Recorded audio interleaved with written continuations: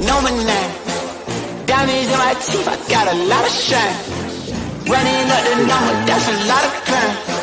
Try to take it from me, must be out your mind. Big time, lot of slime. Smoky in the air, that's a lot of pine. Pockets running over with the dollar sign. Try to take it from me. Yeah. Big time, big time, big time.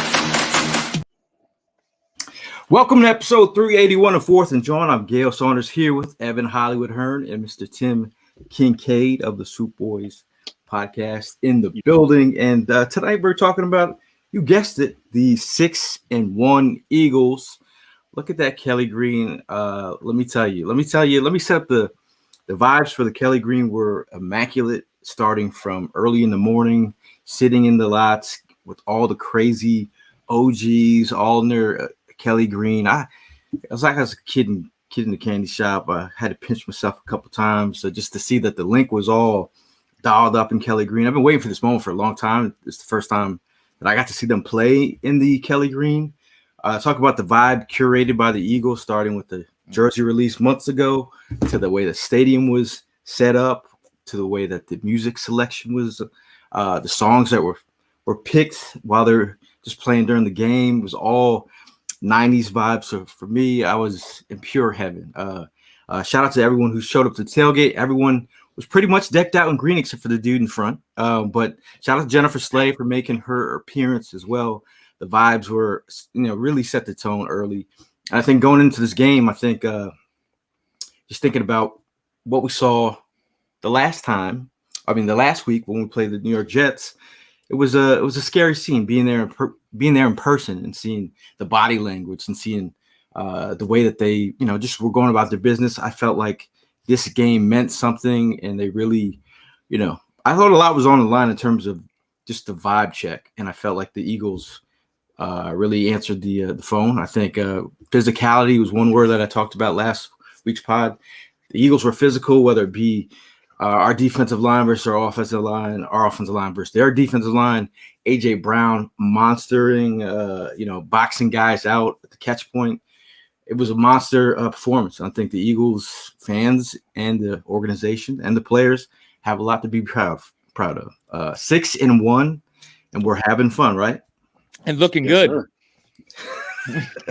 Just to build off of what you were saying, first of all, the vibes were set right in the very beginning. If you guys come to the tailgate, you know me as a late arrival. I am not very punctual when it comes to showing up to the tailgate, and I got screwed at the last tailgate where I had to push the grill about a mile up Patterson, and I was like, I'm not doing that again. I showed up early. And like you said, the Kelly Green, it was a wave of Kelly Green all throughout South Philly. It looked amazing. And when I finally saw it on the TV broadcast, man, I never lived during the Kelly Green era. I grew up in the Midnight Green era, and it was the most beautiful thing I had ever seen in my life. I don't want them to ever go back to the other jerseys. I understand that, we're only going to get it 2 weeks out of the year. At the very least, can we keep the field like that? That field, pristine. Chef kiss. It was beautiful. And that's not even me being, Homer, Evan, big Eagles fan. That's just like aesthetically, that is the most pleasing jersey in the entire league. But as for the game, man, I mean, the Eagles came out firing. I would like it to be known that the Evan Hearn jinx is alive and well. If you guys watched the previous show, I had them losing this game. Everybody was all high and mighty. I thought Tyreek Hill was going to have his way, and he did make some plays, but we held him in check. And I just want to throw it out there. I'm pretty sure for every time, it's not often, but every time I think I've ever picked the Eagles to lose, they win. So keep that in the back of your minds. Yeah, cool. Tones checking in. Go ahead, Tim. Yo, I just gotta say this. It's like what Dion said. When you play good, you look good. You look good, you play good, you feel good. And that right there, when I seen, shout out to Kenny for sending me that video. You guys haven't seen it, it's on my IG store, my IG profile. He sent me that video of the way that they did the production of the lights and everything they were going on to get the fans involved, engaged, and then seeing the field. It reminded me of being a kid at the vet. Besides, we have real grass. We're not on that crazy ass turf. So, Thank God. Thank God, right? Man, I was, I'm living in Arizona. I am a South Jersey, Philadelphia native, and I moved to Arizona. And so when I seen the pics and the stories, and I'm, living through you guys, jealousy is just building up, and I'm like, I should have been there. It's Kelly Green. That is, my era. That's when I became an Eagles fan in 1991. Man, it looks so beautiful. Tim, you should Chef have been kiss. there. Tim, you should have been there, man. Well Yo, done. all the fits, everybody had everybody had their best Kelly Green on. It was Hold on, time out. I gotta give you your flowers. I gotta give you your flowers before you say anything else. The pants, the fit to the shoes, Gail, I gotta give you your flowers. You was doing it, my guy. You was doing it. I gotta give you my flowers, man. Yeah, man, I try. Even Eb was swagged out. Hey, I seen that. Thanks for throwing me that bone, Gail. I needed that. I got to ask you though, Gail. Do you have any Sage gear? Sage gear? Oh, look at you! Oh, shout out to Ev's cat, Lana. Listen, if you're not representing your animal, Gail, you're a fake fan. Hey, I just fed Sage. Okay, I just fed Sage. Shout out to Donnie, the original 4th and Jawn fan at the episode 1. So I always call him the OG. He said, the OG is here. Shout out to him and Wifey for showing up. He had a good time at the tailgate. It was just a good vibe overall. I just think in general, I was like, tailgate is always better when the Eagles win. So that when that vibe is set by great performance or set by a good tailgate and some good cheesesteaks by a. Then after when you watch the game, this cannot be ruined because just watching Jalen come out of he was the last one out. Just it was like a movie. And the Eagles did their little they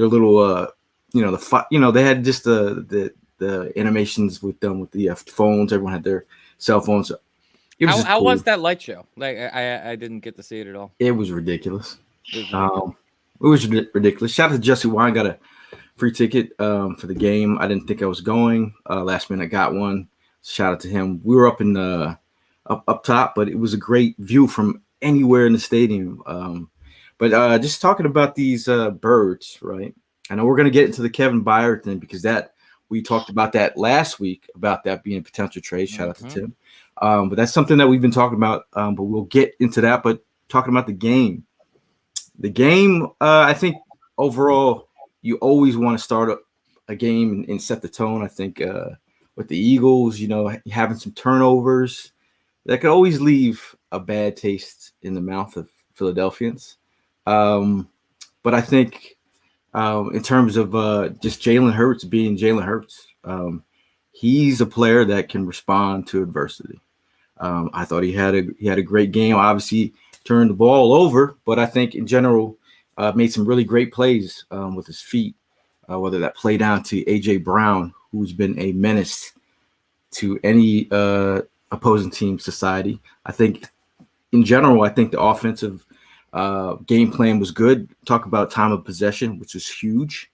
We're talking about the Dolphins. I mean, everyone was talking about the Dolphins offense and our defense and how some guy in the comments named Pete Nathan, who said we were homers. I was confident in the physicality of this group, and they showed it. But what did you think about the offensive performance? I mean, if there's one thing that just jumps off the page at you, it's the tush push, man. And it's something that we've been talking about, all season long. But this is one of my favorite things about this is how, like, all of the other fan bases, each team that we play, you get the complaints every week on Twitter. They're, this got to be banned, blah blah blah blah blah. It's not a real football play. It's ugly. I got to tell you what, it is my favorite play that the Eagles run every single time because I know what the result is going to be. We're going to get the first down. We're going to get the touchdown. And watching all of these other teams in the league try and copy it and try their own versions of it and just being unsuccessful. Like we have I don't want to say created. I don't think it's like that crazy of a play design. It's just push like hell. Like that's the entire play. But we have perfected it.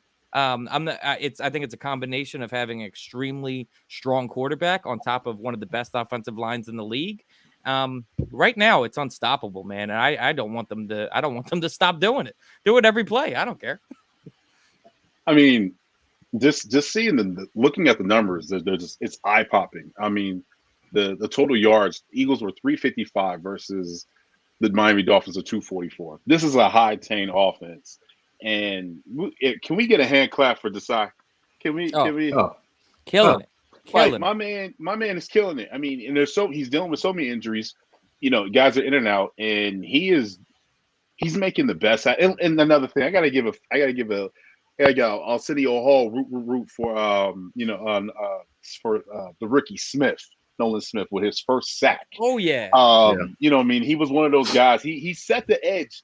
And I did some research. So last year, and I think it was like week 7, we were at 23 sacks. Guess where we're at this year, fellas? 24. Kobe Bryant, 24. Wow.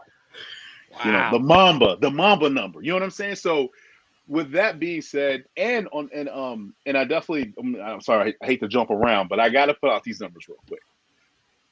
Miami rushing was 45 yards. The only time that Mostert got anything done, it was in the second half. They had -7 yards in the beginning of the game. Wow. Compared to our running, it was 99 yards. The Florida game, they came out and said, hey, we're going to be physical. We're going to punch Miami in the mouth. And we're going to take Miami serious, but we're going to show everybody that we are the real team. The hell of a way to bounce back from that disappointing shot ourselves in the foot loss for the New York Football Giants.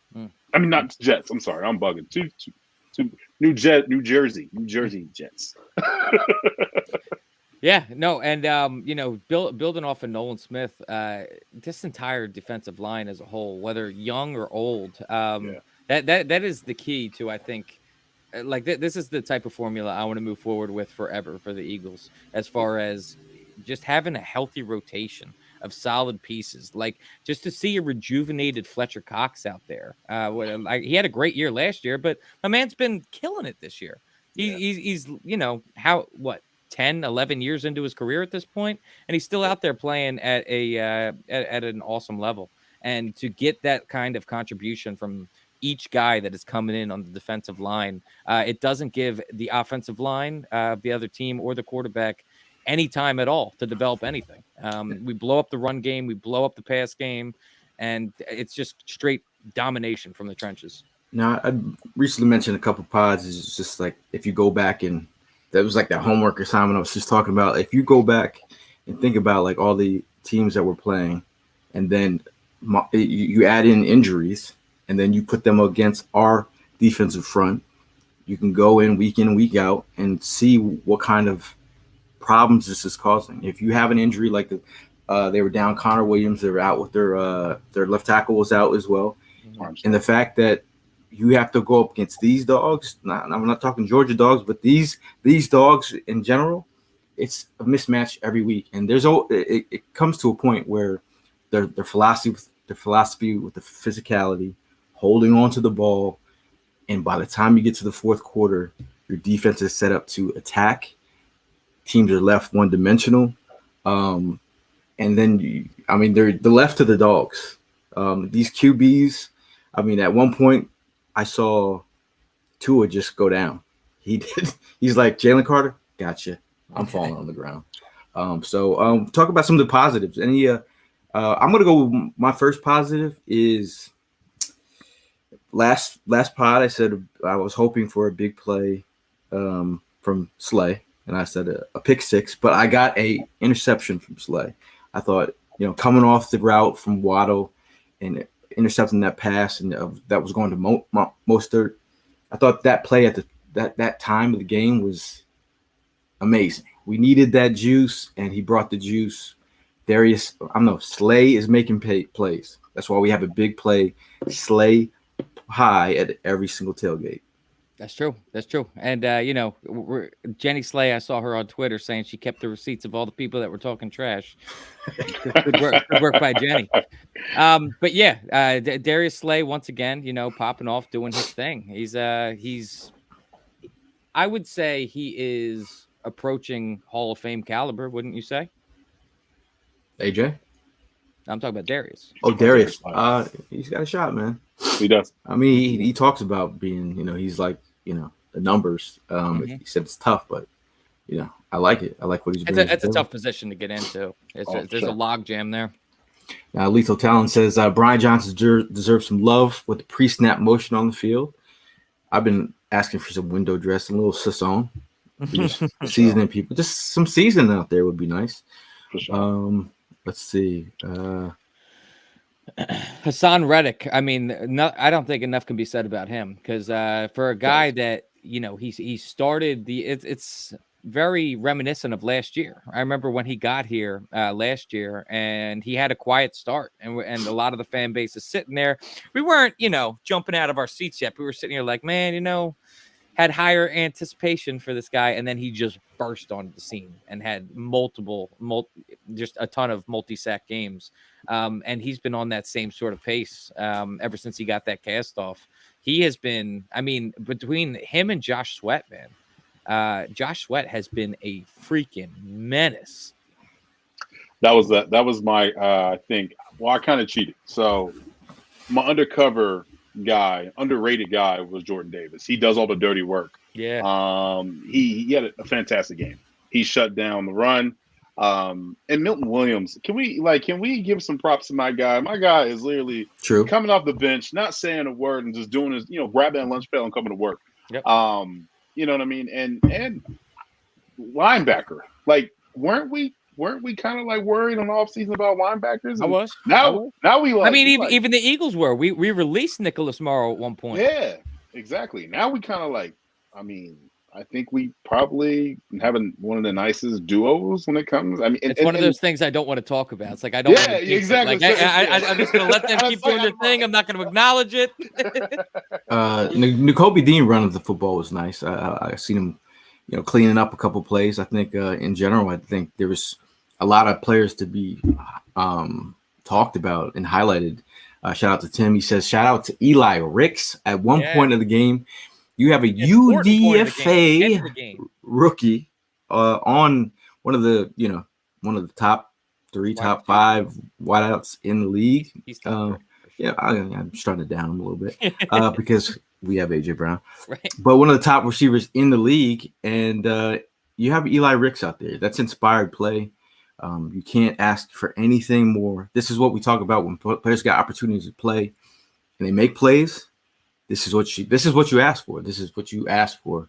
I think when you talk about Terrell Edmonds, I know this is the positive section, but once you see him in space, I think Howie was like, let's make that move for Kev. Okay.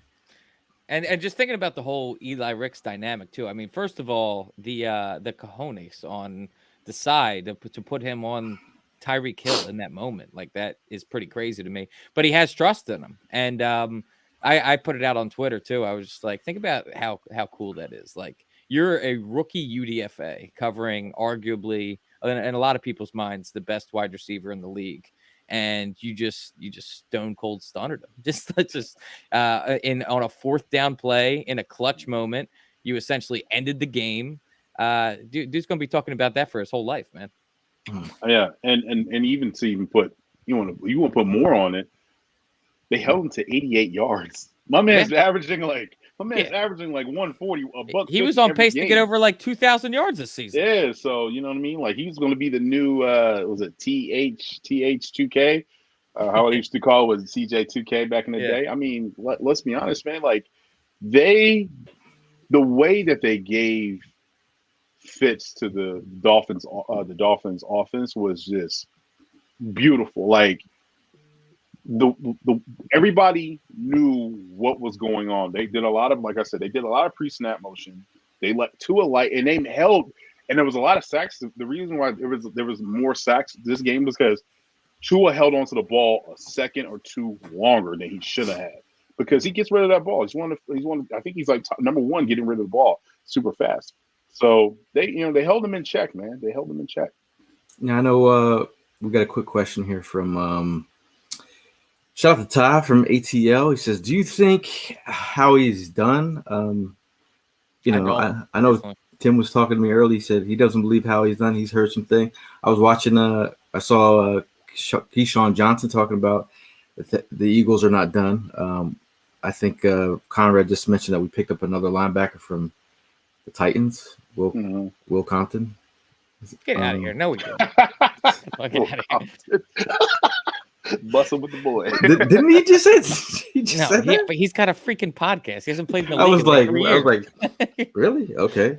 Shout out to Ivan and the family. Ivan and wifey came out. The Sazon.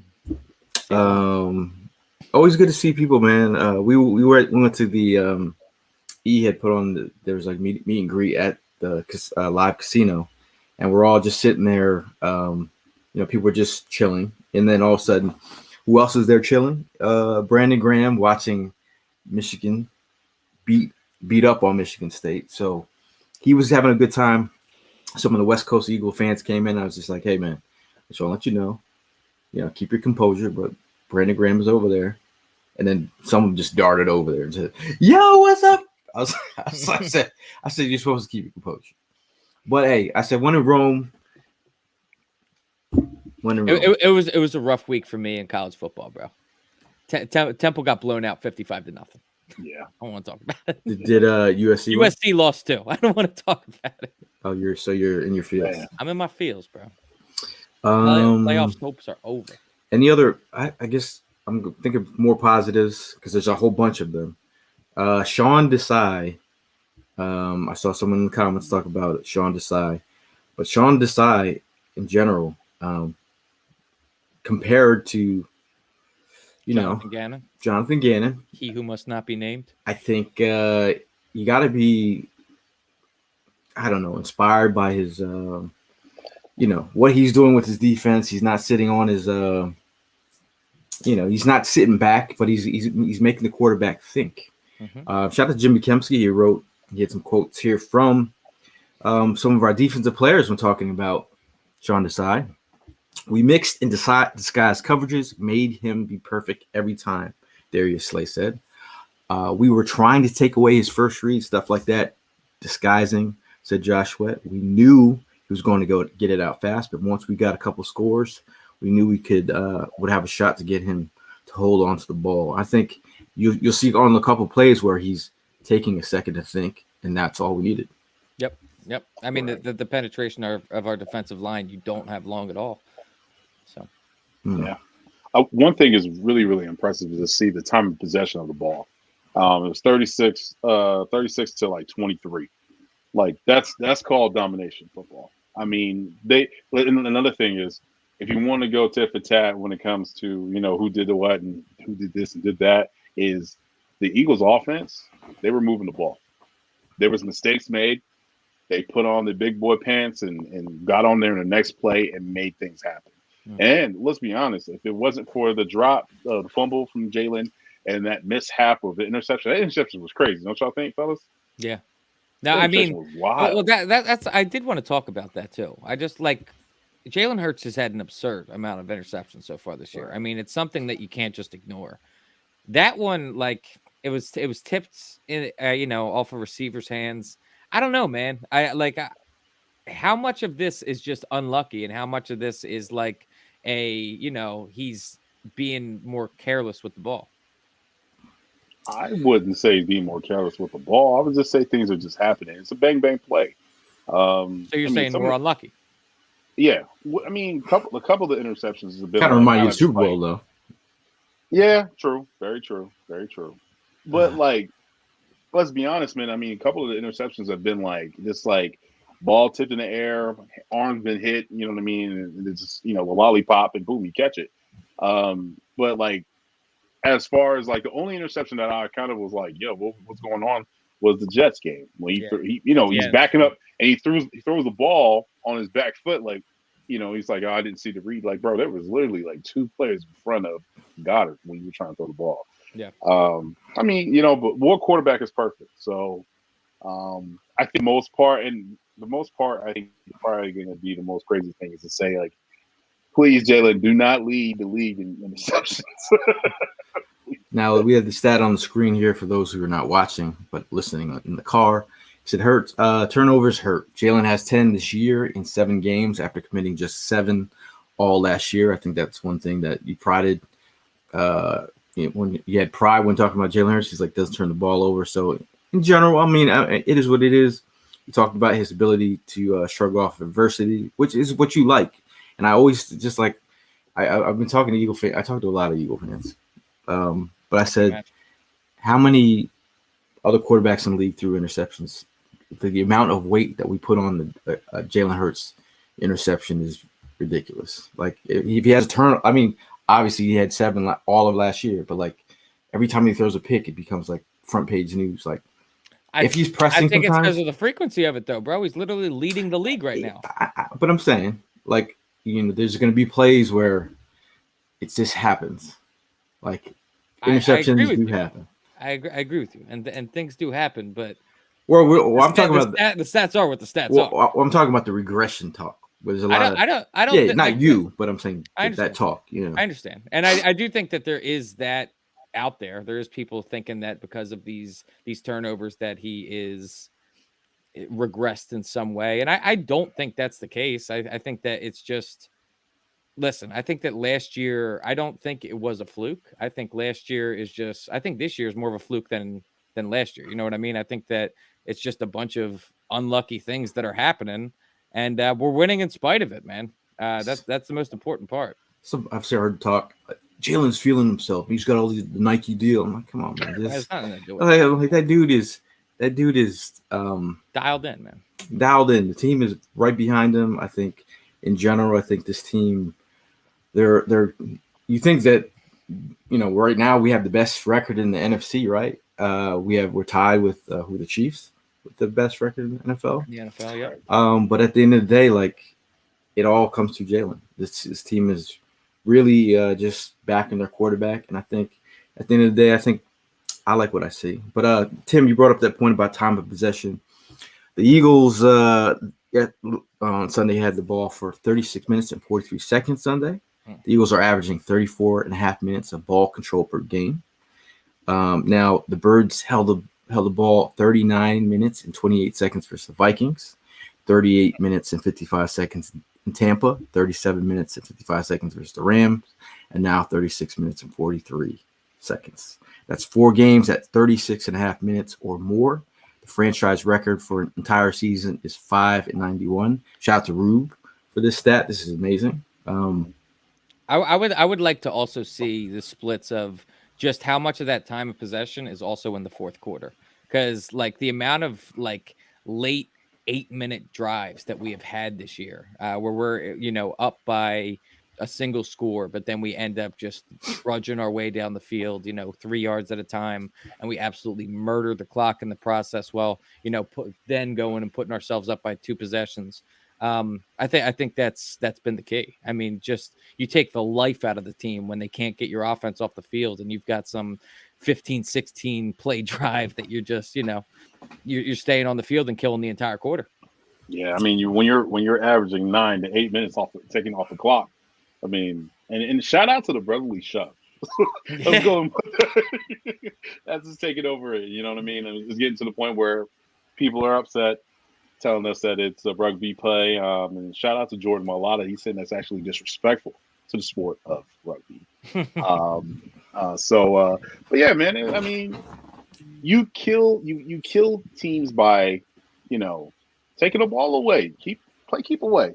Nah, boo boo. When you can't get me. You know what I mean? That's just one of those things. So, you play to win the game. You play exactly. I mean, there was a video we posted on our socials. There was like this, I don't know, some content creator from the Miami fan base who was just really trying to break down it just laughing at the play. And at the end of the day, we never talked about Tom Brady and his QB sneaks. Now all of a sudden Jalen is doing it. Obviously, the common denominator is Jalen.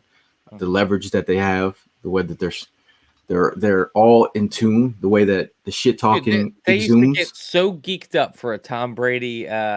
Oh, this is automatic.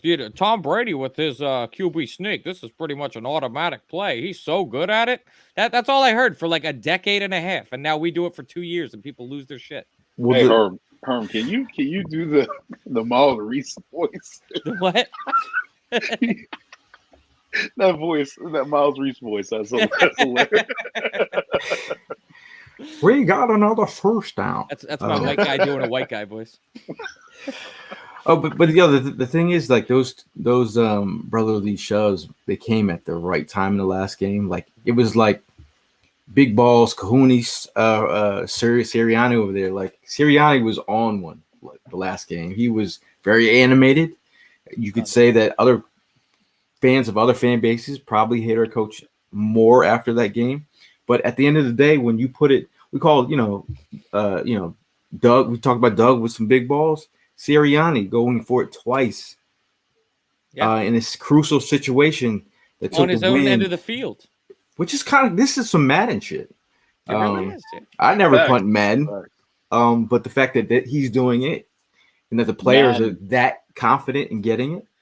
Do you guys ever think about, and like this is just hypothetical BS, but do you think that because of how dominant the brotherly shove is, that like Nick would ever try like a fake punt or something like that just to throw someone off guard, or just like screw it, just stick with the brotherly shove? We've already did it though. We've already did it. I mean, we did it against the Giants last year. We did it. We were about to do the brotherly shove, and then he throws it out to Goddard, and Goddard just literally takes it about 30, 40 yards. Yeah. I think for the most part, man, with the brotherly shove is like the people are just whining about it, just not understanding that, hey, man, like when something works and somebody is good at it, people are going to get mad about it. You know what I mean? Like it's going to uproar is coming. So, CMC has scored a touchdown in the past 16 straight games. Should we stop him from getting the ball, or? That's unfair. Man, I'm still. I'm telling you, I'm on a high right now. I'm just still on a high. Just want to give a shout out to my guy Nick Johnson for this T-shirt. Yes, that's fire. Fire. He is giving these T-shirts away. So if you want to go check him out on IG, it's nickjohnson.art. That's NIK Johnson.art. He will be giving some of these plays, and he it's a nice cream color too. I like that. He just did an animation. We teamed up with him on our socials. If you are a Power Ranger fan, he came up with a cool animation. Check our socials for that. We're always teaming up with Nick because he's doing crazy, awesome artwork. So check his socials out. Hit him up. There's no way we signed Will Compton, bro. Why are people talking about this shit? That's what Conrad said. I'm looking. Nah. He's got how many? How many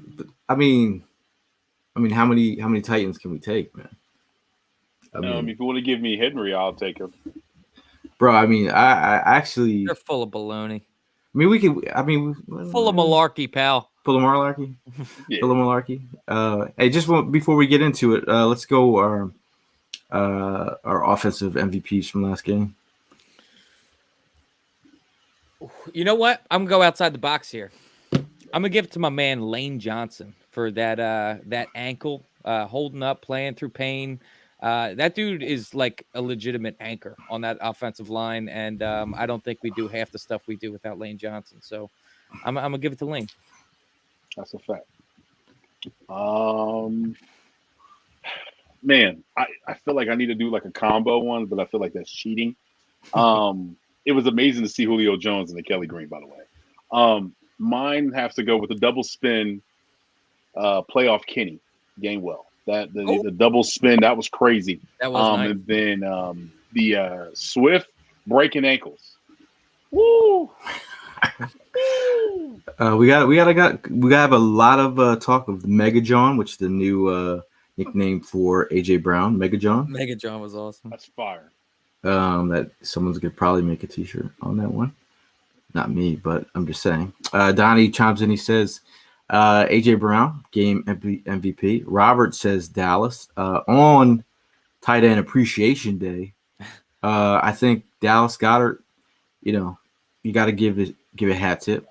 But I think I'd say AJ Brown, he had a phenomenal day. I mean, he's putting up crazy numbers. Miami had 10 catches for 130 yards and a touchdown against the Bucks, 9 catches for 131 yards against Washington, 9 catches, 175 yards, 2 touchdowns against the Rams, 6 catches for 127 yards against the Jets, 7 catches for 131 yards, which equals 41 catches for 700 yards and 3 touchdowns. That's insane, man. And a whole lot of embarrassment for defensive backs. And dude, think about how we're not that far removed from having Greg Ward be our top receiver of the year with just over 500 yards. Like, we were clawing our biggest third down threat and begging for a 1,000-yard receiver, and now he's at over 700 yards just 7 games into the season. It's just crazy. It's like the fact that we have not only AJ Brown, we have Route God Jr. and Devontae Smith. Yeah. We have Ghosts of Christmas Past in Julio Jones just lurking, just adding. I was glad to see he got the ball too at one point. I was shocked he got the ball. Just providing guidance. And now you have Dallas Goedert. I don't want to leave out Dallas Goedert, but Dallas Goedert got some numbers, man. Look at this, man. I mean, 5 passes for 77 yards, a touchdown. He had catches of 19, 22, 22 yards in the first half. 13 receptions in the first 4 games. Now in the last 3 games, he's had 18 catches for 236 yards. The last 3. So happy National Tight End Day to Dallas Goedert. Yeah, glad to see him getting more involved. His coming out day was the Rams game in LA. He came and he was busting out like gangbusters. So you guys, and in this offense, you got to take advantage of every opportunity you get, man. I mean, if you want to get that ball back, you got to do something with it. You know what I mean? Yeah, most definitely. Yeah. Screen game's back. It is. I mean, shout out to Mark, by the way. He says AJ Offensive Player of the Year. But talk about play calls. I mean, we didn't get too much into negatives, but the play calling down by the goal line, the third down play, the QB sneak. I'm like, when you got players like AJ Brown, Devontae Smith, Gainwell, you have Dallas Goedert, which you saw we score on the screen in the red zone, which was nice. The jailbreak screen, that was beautiful. Mm-hmm. And you have a QB that seems to have some kind of injury that's not going to be talked about. Jalen said, we'll say it's fine. But I'm nervous about it. Why are we using this play here when we have all these array of weapons at your disposal? Can we getting too conservative? Getting too conservative. Yeah. I mean, at least it's not. Do you remember the year?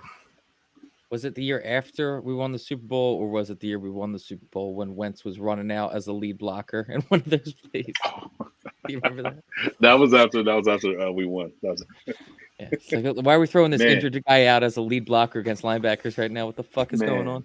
Yo, they killed Doug on social media after that game. I remember that. They should have. But I mean, he's got a 4-game win streak too, man. He's doing well. Yeah, man. Shout out to Doug Peterson, man. He's a good coach. He has the talent around him in Jacksonville, so he's doing his thing. We're gonna go our defensive MVP. Elena starts us off with she's just saying congrats to Nolan. Thomas took mine. I'm gonna go with Mr. Josh Sweat. You took mine. Man's been on fire, and let's just acknowledge the fact that that's the best celebration on the whole team, man. Right? Possibly in the whole league. I would have to say so. I'd have to agree that I think he's got to have some kind of commercials coming in, something. Yeah.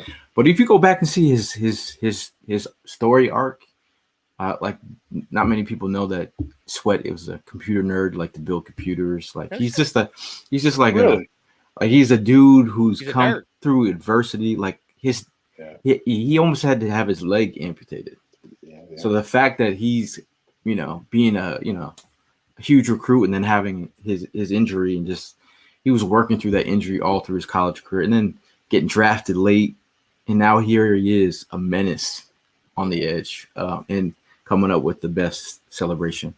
I mean, at one point they said he was better than, or not better, probably just as good as Jadeveon Clowney. That's what they were saying about him. Better career than Jadeveon. Spider charts. Better career than Jadeveon Clowney.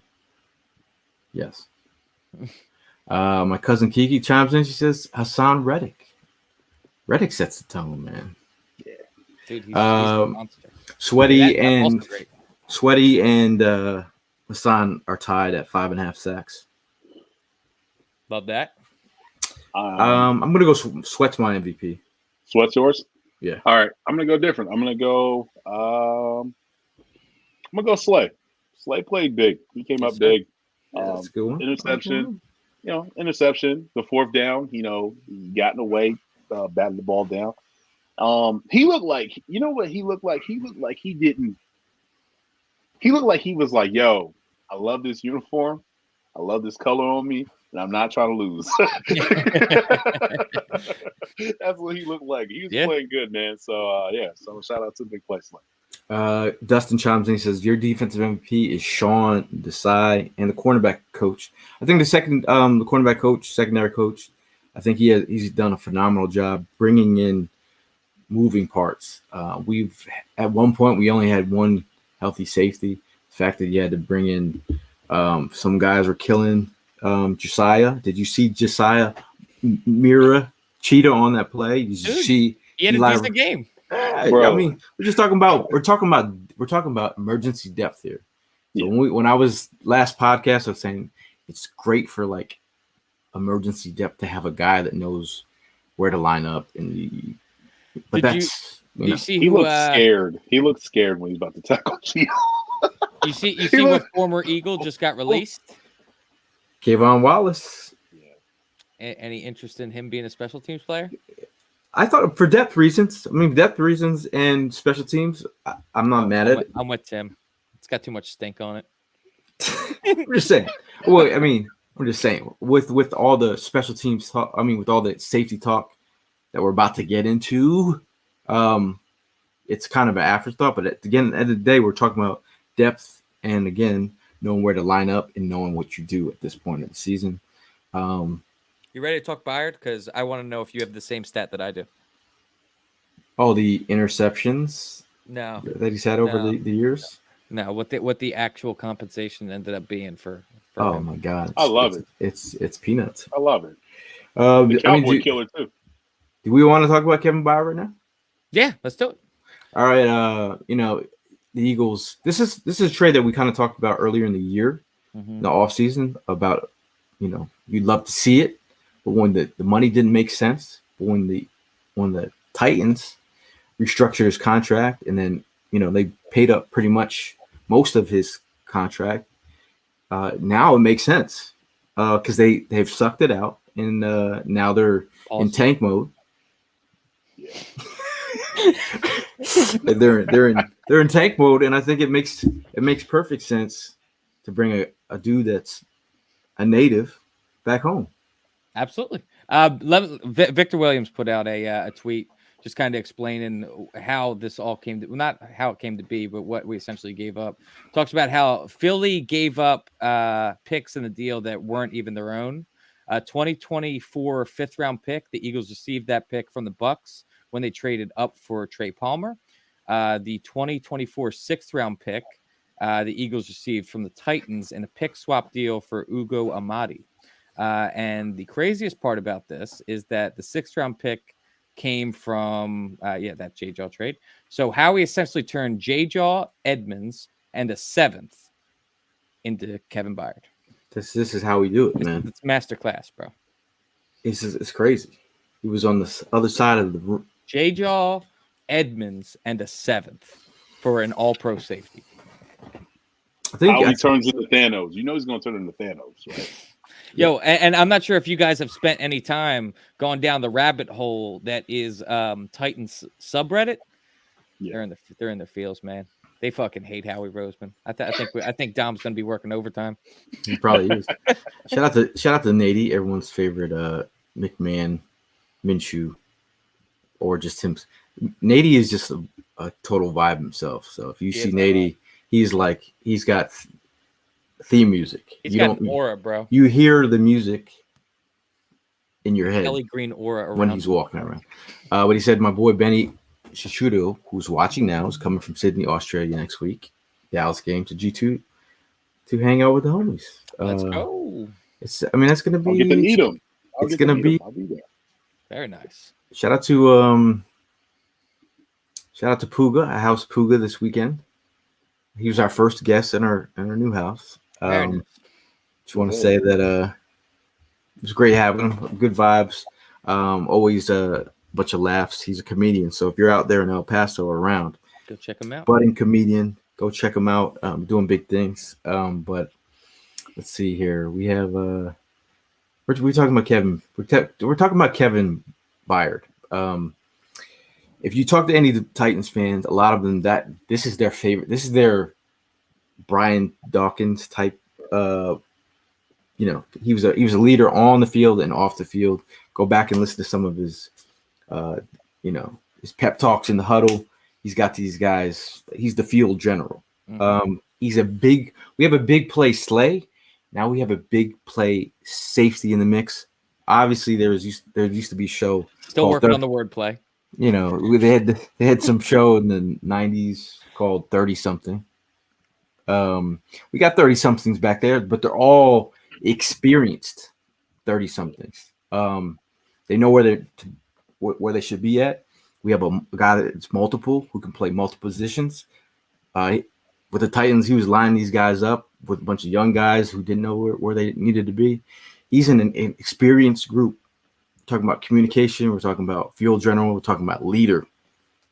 And you're talking about Philly native too. I mean, did you guys happen to catch? He was interviewed by Adam Lefkoe, and he had a pretty interesting point in that where he was talking about when he came as a Titan and played the Eagles last year when they beat us, and he was talking about how his family, who grew up as Eagles fans his whole life, then he ends up going to Tennessee, getting drafted by them. They didn't give up on their Eagles fandom. And they said that they wore, his whole family, aside from his dad, was wearing Eagles jerseys in his box that he had gotten, and so I think it's pretty funny to come from a family that he understands what the Philly fan base is like. Man, he's not going to be shocked by it in one bit. Right. You saw him dancing on the star. He also has amazing.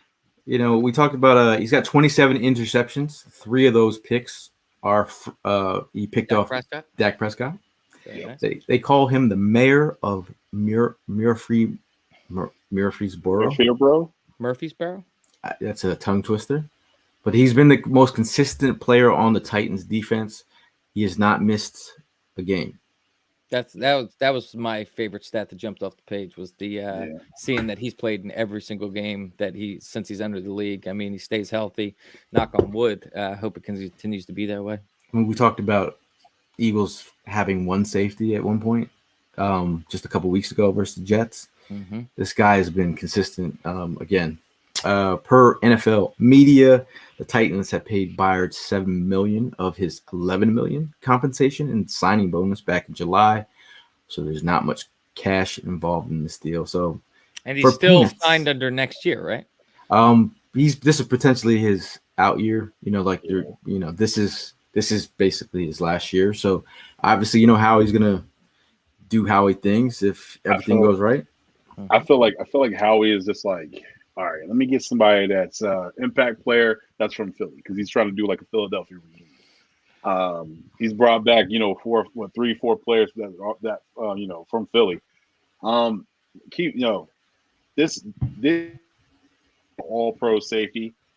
Like he was about a couple years ago, whatever. But he's still a all pro safety. Like this guy right here understands. He's a ball hawk too. He understands, what's going on, pre-motion snaps, things where the offense wants to attack the ball, certain parts of the field. This is a good trade. Like I mean, and when I talked to my plug, my guy, he was like, "Yo, I don't think it's gonna be the guys from Denver. It's probably gonna be that guy from Tennessee." And I was like, Well, and think about the depth effect too. I mean, I brought up earlier in this podcast Yeah. that we talked about like Fletcher Cox having those, those great pieces around him has rejuvenated him and given him youth. And like we're talking about Kevin Byard, who's 30 years old. He's not, I'm going to be 30, so he's not old. Okay, he's not old. Evan's having an old moment right now. Just to be surrounded by guys like Darius Slade, James Bradbury, like legitimate veterans in this league that know what they're doing. I think that like what did Tennessee's defense have going for them? I mean, Tennessee has just been awful for years, aside from Derrick Henry, and they poke through every now and then. They got Jeffrey Simmons. Jeffrey Simmons is, I mean, and they're those two. I love Jeffrey Simmons. I love Jeffrey Simmons too, but we're talking about a piece. You know what I mean? Not an Yeah. entire unit like how the Eagles have. I think that when he gets put into the fold of a complete defense, he's not going to have to do as much. He's not going to have to pull as much weight. And if he just does his job and everybody does their job, this Eagles defense is going to excel. Well, I mean, and then I'm sorry, go ahead. okay. And I think a lot of it has to do with like the depth. But with Justin Evans being hurt all the time, he's back on IR. Man, it's like that guy has so much talent, but he's always injured. And then you got Sidney Brown. He's still trying to wrap his head how to understand the game of professional football. And then, I mean, it's just crazy to see like Terrell Edmonds, like my man was literally mic'd up at a Phillies game. And then he gave up a touchdown, and Howie said, "Oh yeah, let's get his ass up out of here." I mean, do you think if he bought, any more Phillies tickets? Is he still going to be going? Sure. Or I mean, he did have a clean jersey on. I don't know. So yo, that jacket was clean, bro. that jersey, yeah. That is the biggest play. That was his biggest play. That was his biggest moment as an Eagle, was going to a Phillies game and watching it with DeAndre Swift. It just is what it is. I thought it was such a random pairing too. Like DeAndre Swift, yeah, I get it. Terrell Edmonds, I just thought it was kind of out of left field. Shout out to Danny, says, "Yo guys, hell up tailgate as always. Great game, huge win. Hey, thank you for stopping by. Always appreciate y'all just coming through, man. Always great having conversations with you guys." Yeah. Middle Tennessee University is making a push at the Bama boys and the Georgia boys. Yo, they try to set up to the SEC, man. That's all. Hey, I mean, this is a good duo, though. This is a good duo if you Very think about solid. it. I mean, I want to get your guys' perspective. I got a question. Do you think this might be one of the best duos in the NFC East? Not the league, just in the NFC East. I think What would you it's rank them? Yeah. Would you rank it? I'm trying to think of everyone else, but Yeah, I think about Washington safety. I think- even other safety. I think reliable. Yeah, I think, Reliable? and I like the fact that we threw Sidney Brown out there, and he didn't look lost. He looked like he belonged. But in general, having a guy like Kevin Byard out there to mentor, it's perfect pairing. I absolutely. You brought up Sidney Brown. I absolutely love the physicality he plays with, man. Yo, He just loves blowing people up. It Did don't you matter if he had see- the block that the Oh, wide receiver that gosh. tried to block him. Was that Like, Hill? he Was that learned a Tyreek lesson, Hill? bro. Was that Tyreek Hill he hit? I wasn't sure. I just saw the highlight. I didn't see it in real Oh time, my but I saw the highlight and I didn't see who it was. But he blew him the hell up, man.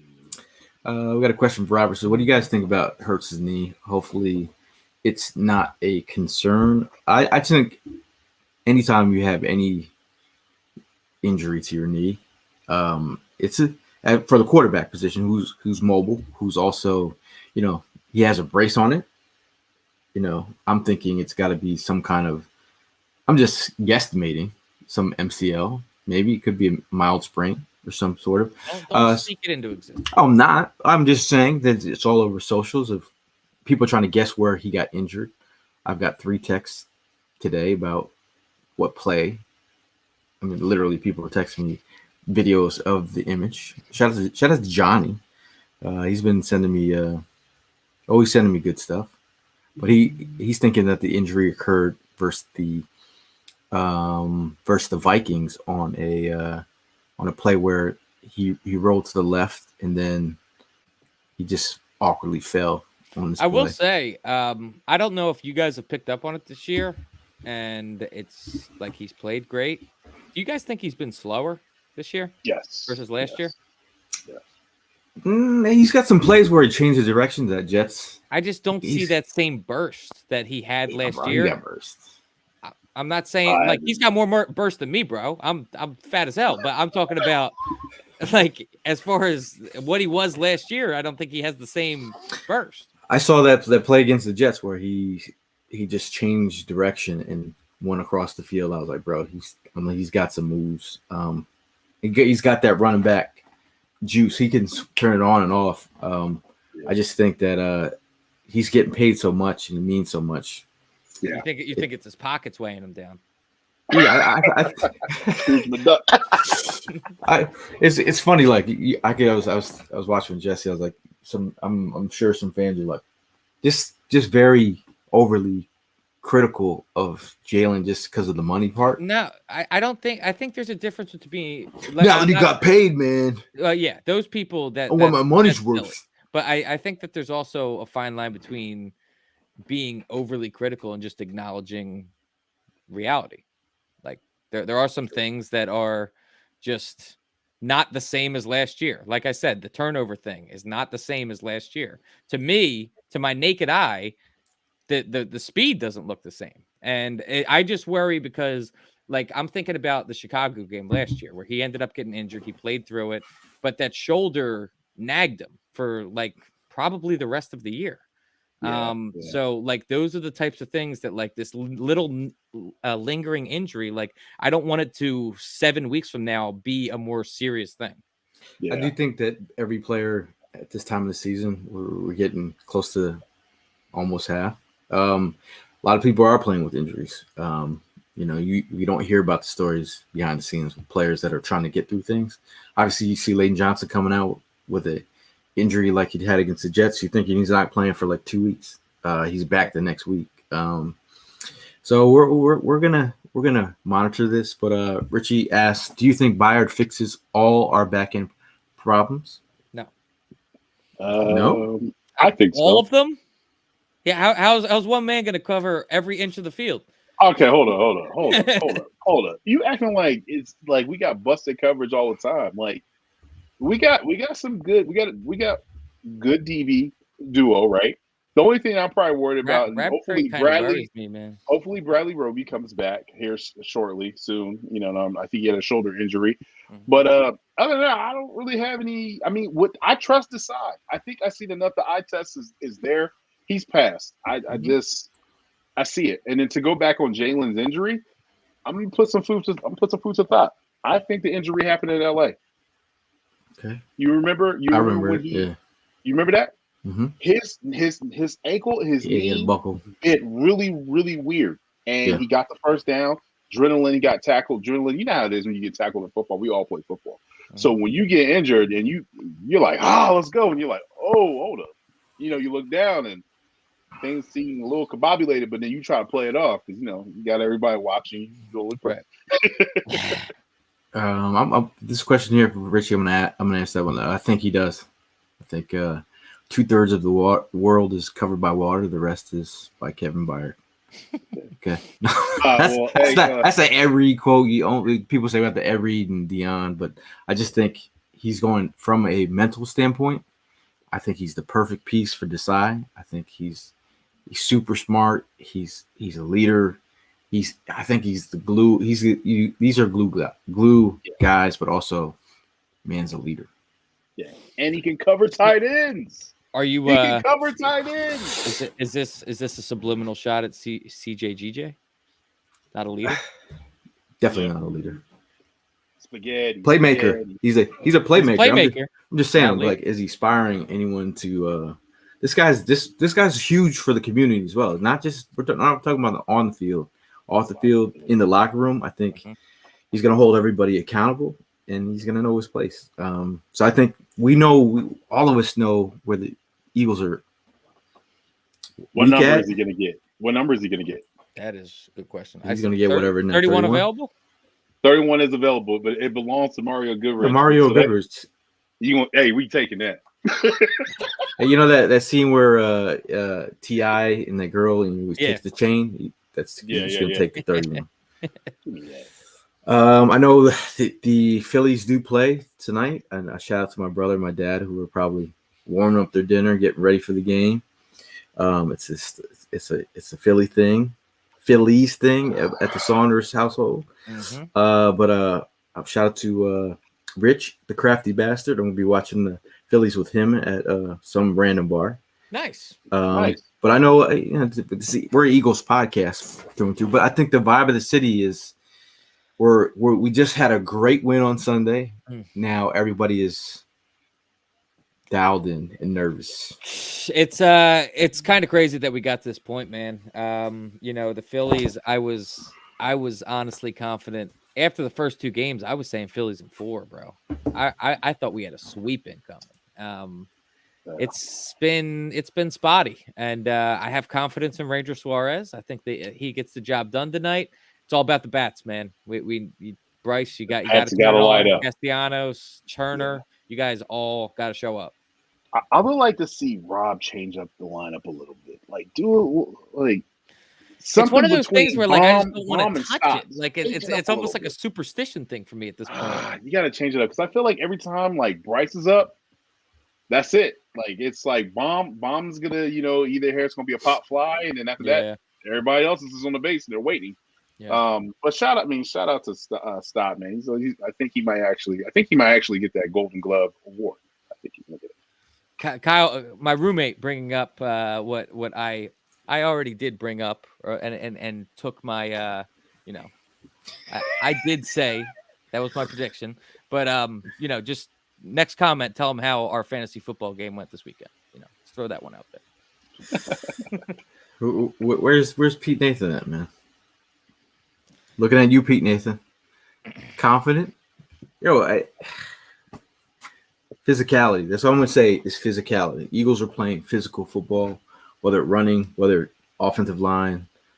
I know right guard, Suo-Opeta, he's missed, he's learning himself, man, on the ropes. He's on the ropes at sometimes, but he's learning on the fly. He's learning on the fly.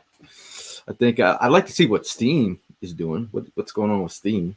Yeah, I would love to get an update on that. Like in terms of just throwing people in the fire, might as well just see what he brings to the table too. But it's all right. Todd says Mario got cut today. Goodrich got cut. So that 31's available. He's going on, but he's going to go on a practice squad. He's going to lose that jersey. Yeah. Oh yeah. He's going to go to the practice squad with a different number. Shout out to AJ. She says tight butt cheeks with Phillies now. Okay. Shout out to AJ. Voice of an angel. I was like, Tim asks, next move from Howie. Man, I'm gonna tell you something right now. If I had to take a stab in the dark, I'm saying a depth signing at offensive line. I think if we go out and get like a tackle, just thinking about that Lane Johnson ankle, someone that we can rotate into the tackle position, that would be nice to have. That's what I would think personally. I don't know about you guys. Let's see. The rumors is cornerback. Rumor is cornerback. That's what I've been hearing. Would not be surprised if a certain person that's in the D line gets traded. And I'm not going to say no names, but it could happen. So with that being a subtraction, an addition would be a veteran defensive lineman. I think you're talking about. Barnett. Yeah. I mean, if you're going to get Nolan some more reps, I think during the offseason, Barnett was looking for a trade or beginning of the season. Oh, shout out to Vic. He said Brian Burns. Imagine that. Man, good Lord. Man, quarterbacks will have to just go to church before they play the Eagles. Let's see. Didn't he just he got a big contract, didn't he? No? I'm not sure. Did he get paid? I can look it up. Shout out to Hollis. He's at the Game 7. Hollis is doing his, and when you get opportunities to go to Game 7, you do it. Shout out to Prime. Also shout out to Autumn. It's her birthday, so a big happy birthday to Autumn as it's her birthday. I think That's this one thing that I've heard. I've heard also Frank Clark potential. Yeah. Tim says, "What's up with Frank Clark?" That would be interesting. Yeah. Vic says Brian did not get paid. I think Brian Burns is a little hefty. I think he got it. He is correct. He is on a franchise tag mode, $16 million. So, be a good one. Be a real good one. It's funny, Todd. Me and Todd are on the same wavelength here. I was thinking Buddy Ball today, and I said we need to make a shirt called the Side Ball. Because right now, I'm the side got a energy to him. I like the energy, and I like what he brings to the table. Wow, Donnie is shooting for the moon. I'm all for it, man. PS2, yeah. My Lord. Imagine we had that combo. Yo. Imagine we had that combo. Slay and Entertain. Who would you put in the slot? Certain? I guess Certain. Yeah. Well, I mean, you could put him outside too, but I mean, because I just look. Oh God, that would. Yeah, I mean, I've heard a lot of people. I mean, we talked about that, and just in general, just saying like, imagine future vibes, like that would be. But I don't think they want to trade him like that. You have to give him something. I'm leaving here with something. Leaving here with something, with some sazon on it. Put some season in it. Man, it's been a good vibe. I just want to give a shout out to all the Eagle fans that are going to go down to Washington and join in the festivities in terms of beating down the Commanders. Going to speak that into existence. But if you're going down there, you're looking to tailgate, we'll be with Philly Sports Trips. Make sure to follow them at Sports Trips PHL for more information. Go to phillysportstrips.com to look at tickets for tailgate. Shout out to Red Bull for sponsoring the tailgate. Always awesome to see them. How much Red Bull can a man drink? Evan can drink it. I'm going to find out. Evan drinks it every day. He drinks it every day. I had never had. No, I'm not gonna say I never had, but it's been a while since I had Red Bull. But then I recently, I'm dabbling now in the Red Bull. Shout out to Bud Light. These cans were bananas, especially on Kelly Green Day. We were sending pictures of Eagle fans at our tailgate. They were doing something for the Eagles, so the Eagles are looking for pictures of Eagle fans with the Kelly Green bottle. So that was cool. So I was one of the media guys from the Eagles stopped our tailgate and did like a fit check. So we got Nady in there with his helmet on. We got a bunch of Eagle fans in their Kelly Green. So that was cool. But also shout out to Conchak and Tomato Pie who puts our messaging on tomato pies. We asked for some balance, running the ball. Awesome. Yeah, attaboy Harper. That was cool. I will be putting those pictures out. There's so many. There's about 300 pictures. Bro, I'm so jealous. I'm not in that photo. Yeah. Shout out to all the crazy Eagle fans. But yeah, we're closing in on the Phillies game. Shout out to all you guys in the comments. If you have any last comments out there, let us know because we're about to be out of here. Tim has one last question. He says, any word on Derrick Henry? I just know that they're saying that he is available. He could be on the move. But what's the cost? Titans want a lot, bro. I was gonna say want a lot. They want like a second day pick for a running back. So I mean, like teams are not gonna go for that. Teams are gonna try to fill out, a deal that fits both parties. So we'll see. We'll see, man. I think most of the deals is going to go down maybe the end of the week and then Halloween because it's like on Halloween. I think that's the deadline. So, yeah. Mm-hmm. So stay connected to your phone, man. Howie's going to make one more move. I think he got one more move in. Yeah. I mean, that would be nice. I mean, look at if you saw the draft capital we had with all those fifths, you knew some of those were getting traded. Mm-hmm. A lot of those comp picks. And then I'm not sure if it's true or not, but I saw something earlier that alluded to the fact that if Byard didn't sign at the end of this year, we would get like a 5th round comp back. Well, they said that they wouldn't get a comp pick for him. They wouldn't get a comp? No. Oh. But that's interesting. Do you think that's because of the salary portion? Because some people were saying that I was listening to the Titans podcast. They said that this is why it was, as much as they loved Byard, this was the only opportunity to get something for him.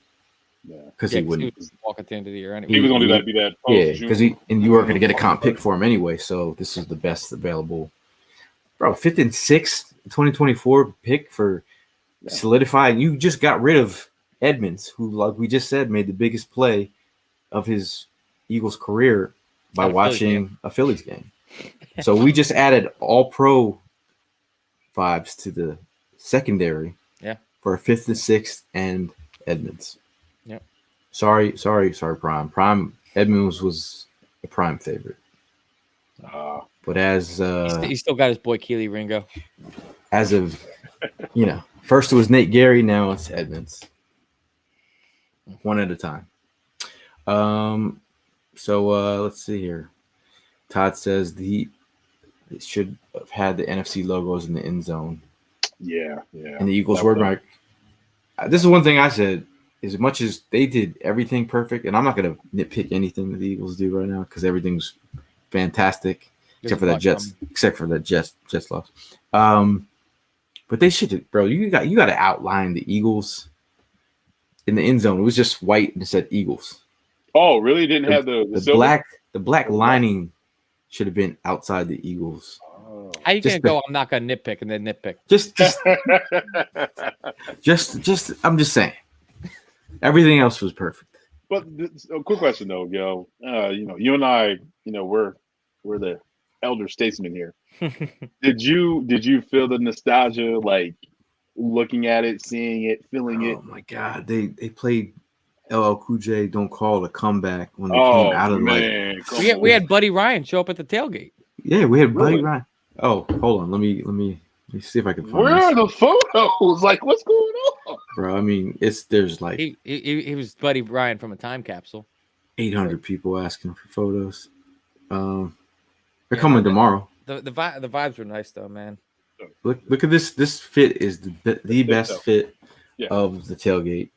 That's he showed up and everybody was like the pants headset on and everything. He had the headset on. He had the mug.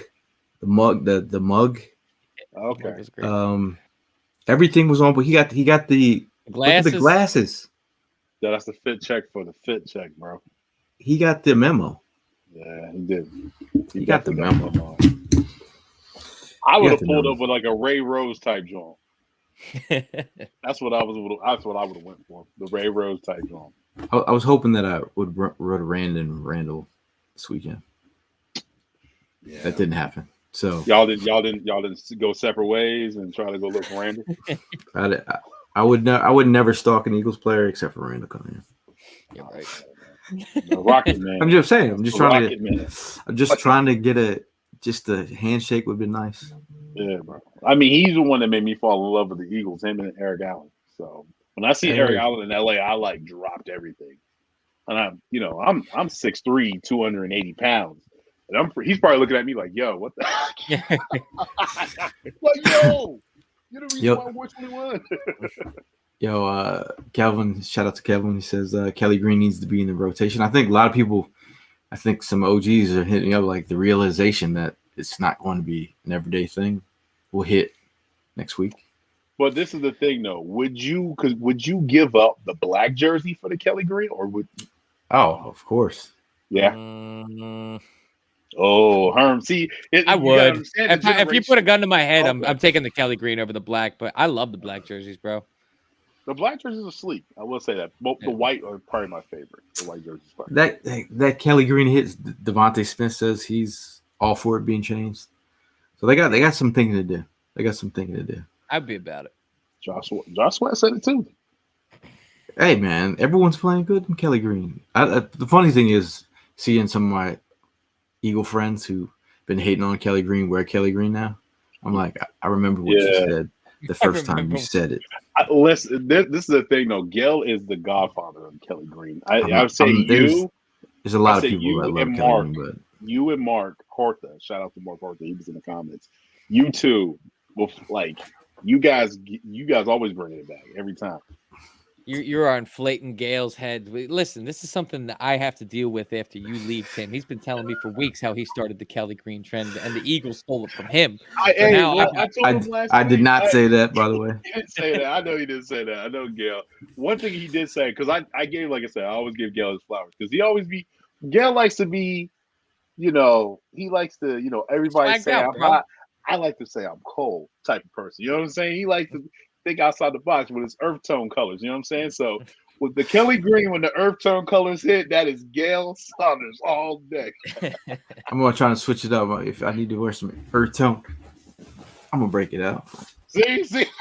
And if you don't, I'll give you. See, he loves his earth tone.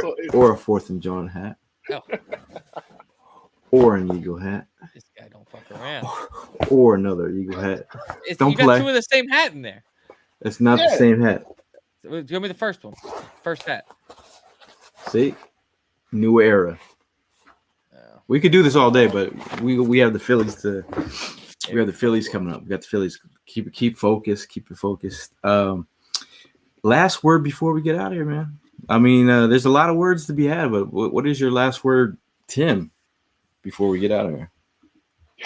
Go Birds. I mean, you've seen the physicality win games. Speed kills, but physicality, you gotta be a real one to be able to prepare to have that in you. You gotta be a dog. And that's what the Philadelphia Eagles are. They're dogs. So remember that. Now we just added Kevin Byard. That's a dog too. We're gonna go down to Baltimore, because it's not in Washington. We're gonna go down to Baltimore, and we're gonna beat the living crap out of the Commandies. So stay tuned, man. Don't worry about Jalen. Jalen's going to take the proper precautions to make sure his knee is okay. And last but not least, Swarmer and Harper are going to hit bombs. And TJ. Did you call him a Middle Eastern food, shawarma? I don't know. I don't know what I said. I was kind of in my zone. Schwarber. I'm sorry. I was kind of in my zone, man. Let me get some of that shawarma. You know what I'm saying? I don't have my accent anymore from being from the East. But I have a couple of things I say. I'm like, dang, yeah, you definitely from the East. So I apologize.